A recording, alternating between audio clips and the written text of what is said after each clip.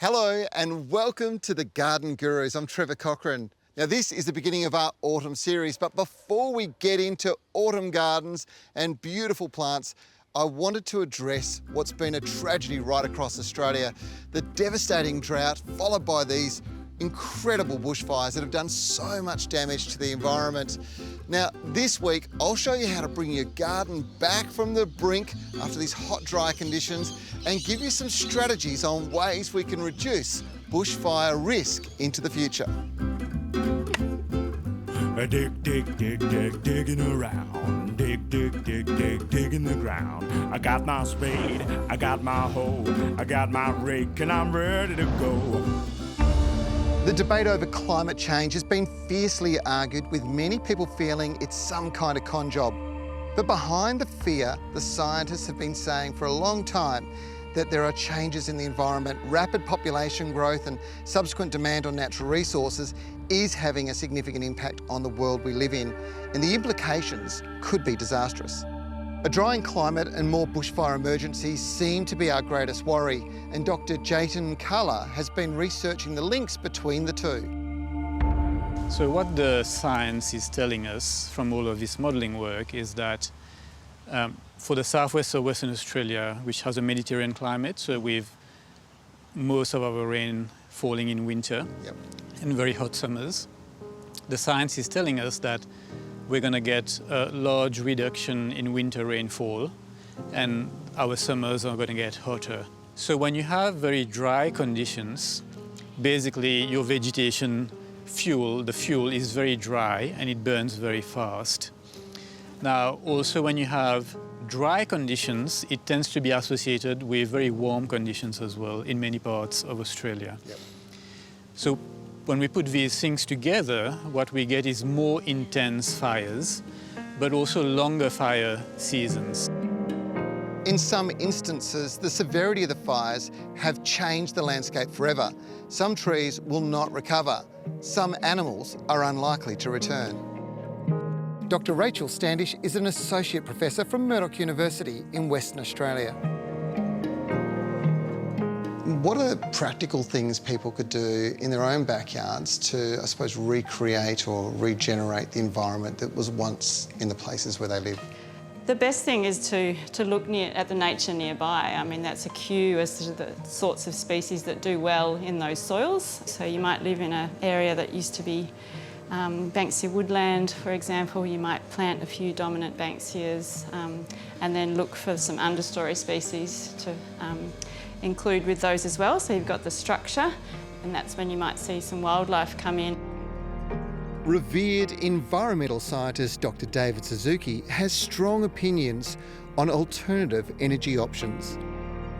I don't know why every bit of water in Australia isn't heated by the sun.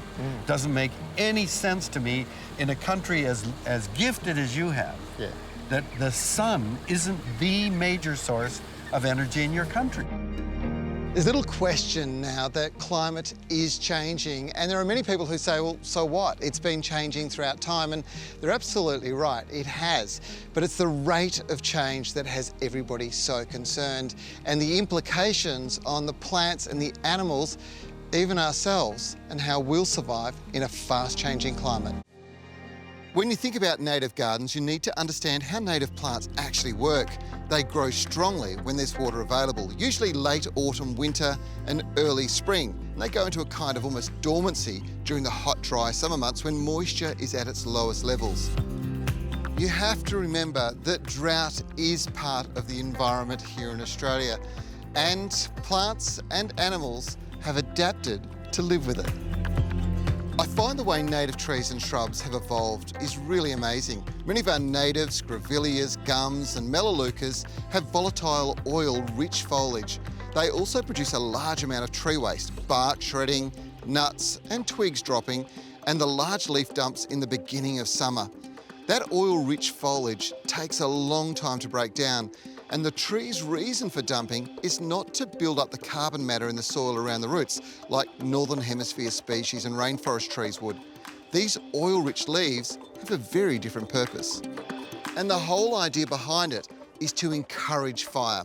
Now, fire does a number of things for these trees. One is it clears off any competitors around the outside, but it also burns those nuts, cracking them open, releasing the seed and stimulating regrowth of the same species. This is an evolutionary adaptation, and it's one of the reasons why we've got so many problems with fires, because we're moving more and more into these built-up forest areas that, well, are not designed for houses to go into. So clever garden design is vitally important. If you're thinking of trees near your house, think specimen deciduous trees like jacarandas, robinias and gladitzias, and try and keep the species like gums, paperbarks and conifers on the outside edge of your boundary. Allowing eucalypts to tower over your home is a recipe for disaster in fire-prone areas. If there's one section of the garden that's been maligned regularly in recent years, it's got to be the lawn. Now, the main reason is that lush green lawns are usually only that way because of the amount of water that they get. And the purists have argued that lawns should be banned as they suck up way too much moisture. But let's look at the facts. Having turf is not going to guarantee you won't be threatened by fire, but it'll certainly suppress it. And the ideal scenario is to have it between buildings and tree canopies or fuel loads like those ones over there. Now, you can't always have lots of turf because it does require water, and if you don't have a lot of water, there are other ways you can water your turf. You can use subsurface irrigation, you can use recycled water, that's grey water or black water, which would have been wastewater. It's very handy on keeping your turf green through those hot, dry periods.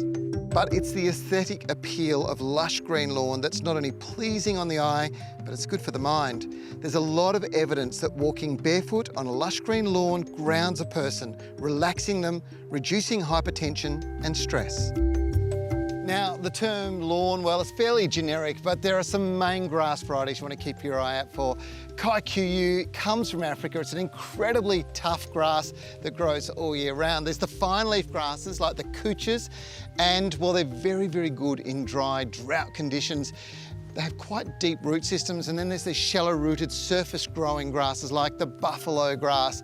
There's probably three main varieties. The bison that I'm standing on here, there's of course Sir Walter, and then there's palmetto. Now these are the most popular grasses right across Australia. Whilst these are all great-looking grasses, it's vitally important that you prepare the soil before you roll them out. Adding clay to sandy soils and organics to heavy soils will get better performance with all turf varieties. Subsurface irrigation will reduce evaporation dramatically as well. And if you're still not quite convinced, we'll take this into account. 6 square metres of turf provides enough oxygen for one person to breathe per day. And, well, a square metre of turf absorbs more carbon out of the atmosphere than a square metre of rainforest. Now, I'm not saying get rid of the gardens, just plant out turf. Turf has a place. You should only plant what it is that you need, enough for the lawn to grow, for the pets to play, for you to enjoy. If you can do that, you'll end up with a beautiful garden, but most importantly, you'll also be looking after the environment. When it comes to fire risk, managing your fuel loads is absolutely critical. And it's not made easier when you've got magnificent marri trees. These are a type of red gum.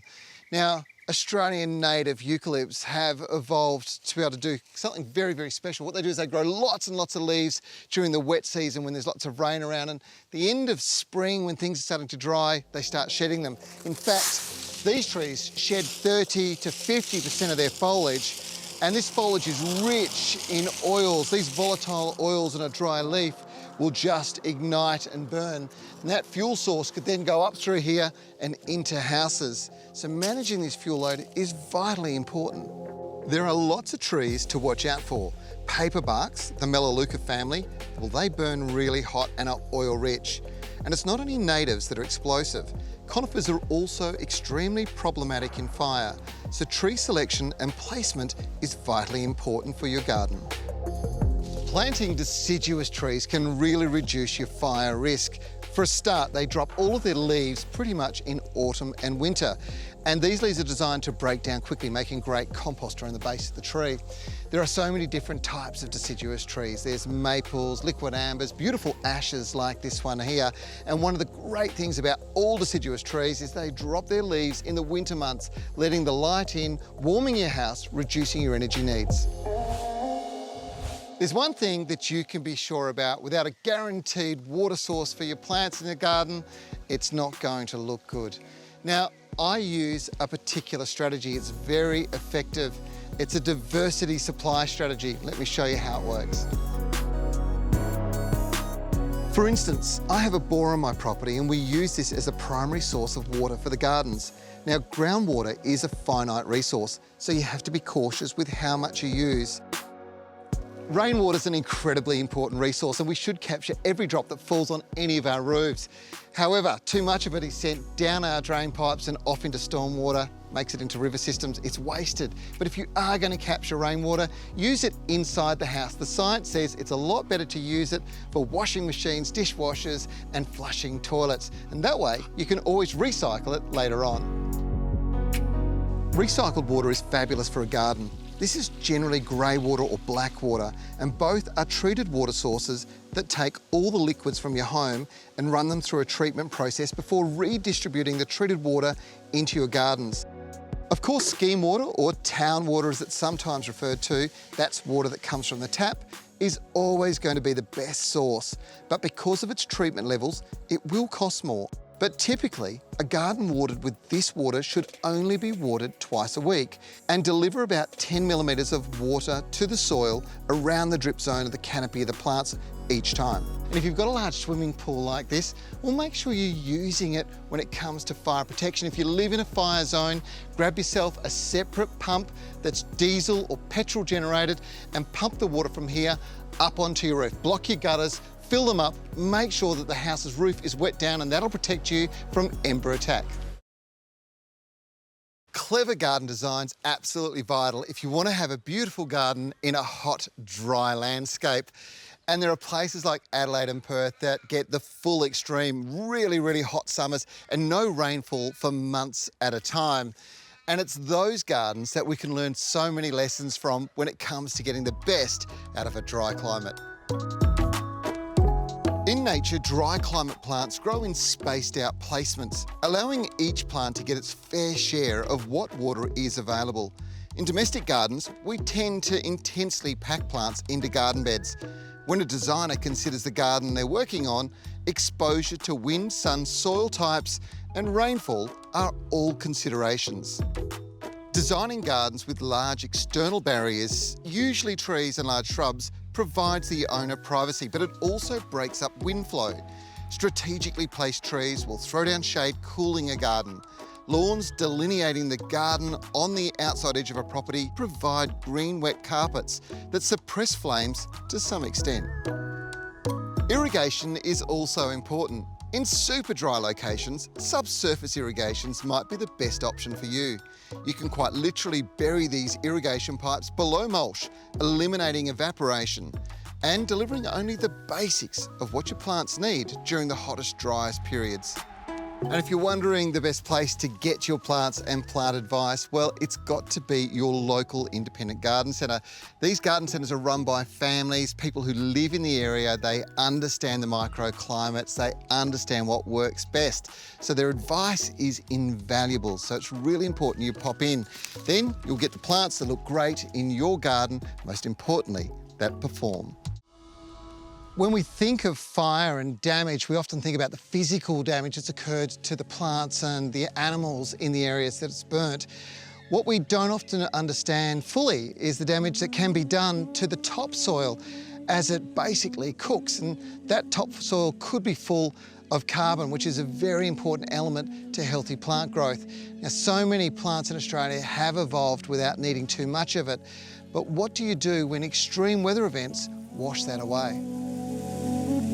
Dr Joe Fontaine, lecturer in environmental sciences at Murdoch University, is studying the effects of a rapidly changing environment and more specifically, the impacts of bushfire and fire ecology. Now, I'm looking around here and I can see the devastation on the plants, but what about the impact on animals? You know, the numbers that have been quoted out of the East Coast fires are horrendous. A billion native animals killed in the fires. What's the short-term and long-term impact? One of the biggest issues here is that historically you always would have had some fire like this. However, it's the extent. And so in the southeast, you know, of Australia and Kangaroo Island, that's the poster child where so much of the landscape burned that you really wonder, like, is there enough left to recolonize, or how long will that take for that to come back? And in a place like this, you know, you can see how the leaves are burnt and the structure's changed. And so some animals are okay, but many who would prefer, you know, more green, lush vegetation are not going to be able to use this. And that becomes an issue when it's the scale of the fires. So when a big percent of the landscape's burnt, and it becomes then a problem because there's just not enough other places for these animals to go. So, you know, as we hear these carnabees, cockatoos circling around us, and they need mature vegetation that's producing seeds that they can eat. It's a question of how many more years will it be before those plants are again mature to be a food source. And then what's that balance in the landscape? One of my main research areas is trying to understand this idea of fire frequency combined with climate change and the impacts on the vegetation and what they can sustain. And I can tell you our research definitely shows that if you start really cranking down that time between fires so it gets very short, there are negative consequences. The concern is long-term, if we have consistent fires, we may end up losing some of the plants that we love the most. The climate change debate has been raging. In fact, it's been downright ferocious at times. And some people have argued, well, this is just a tax grab, or maybe they're trying to force me into spending money on energy sources I just don't have to. There are also people who say, well, look, the climate has been changing for millions of years, so what's the big deal? And they're quite correct. Climate has been changing, but it's the rate of change that has scientists really concerned.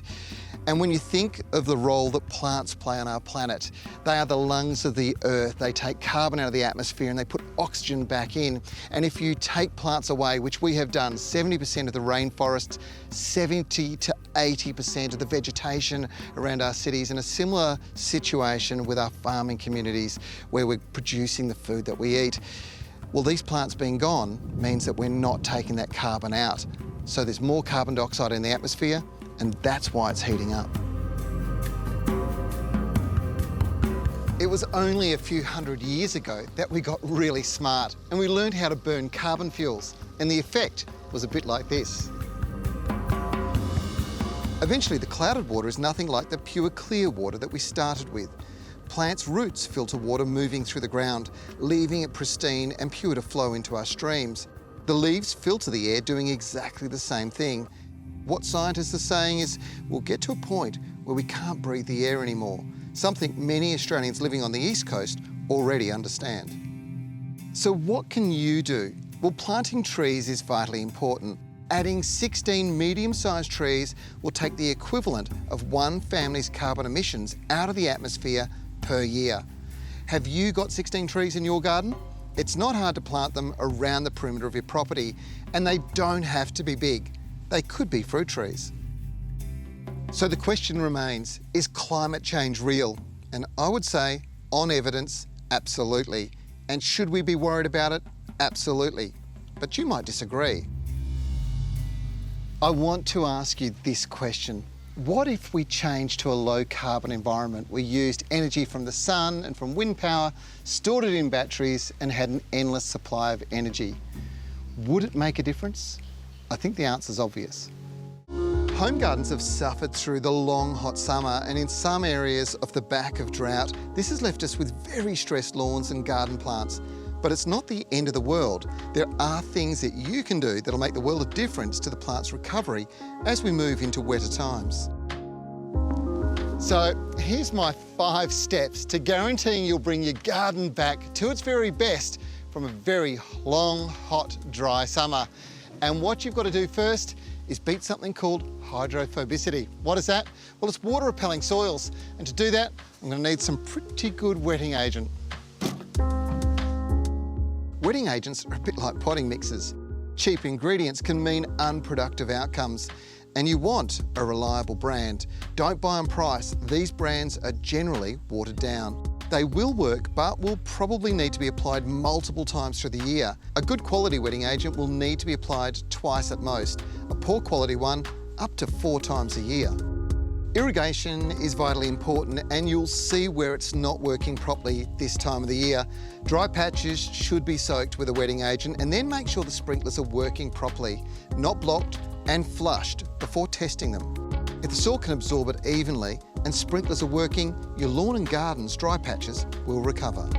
Now, it's also important to be helping out those plants that have struggled through the summer months. And this rose is a classic. It's dried out, it needs some love, and simply water by itself won't do the job. So what the experts use is a seaweed extract. You'll know this product, we use it all the time, it does the job. But the double whammy is this one, the wetting agent and the sea salt all in one. You saw me use it on the lawn.